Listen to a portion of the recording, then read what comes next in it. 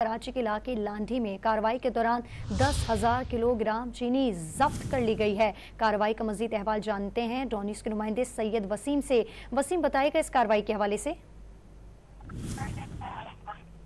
जी बिल्कुल, देखिए गुज़िश्ता कई दिनों से ज़ख़ीरा अंदोज़ों के खिलाफ कार्रवाइयों का सिलसिला जारी है। कमिश्नर कराची की हिदायत पर डिप्टी कमिश्नर कोरंगी की टीम ने लांडी में ये कार्रवाई की है, जिसमें असिस्टेंट कमिश्नर मदीहा नारेजो ने एक इत्तला पर वहां पर दुकान पर कार्रवाई की तो उसके गोदाम से 10,000 किलोग्राम चीनी जो है वो जब्त कर ली गई है और जब्त की गई चीनी को जो सरकारी रेट है उस पर फरोख्त करने के अहकाम जारी करते हुए उस पर अमल दरामद भी शुरू कर दिया गया है और जो दुकानदार है उसको हिरासत में लेने के बजाय उसको इस बात का पाबंद कराया गया है कि जो चीनी है उसको सरकारी नीज पर फरोख्त करवाया जाए। जी, बड़ा एक्शन सामने आया है। जखीरा की गई 10,000 किलोग्राम चीनी जब्त कर ली गई। तफसीलात बताए थे सैयद वसीम, आपका बहुत शुक्रिया।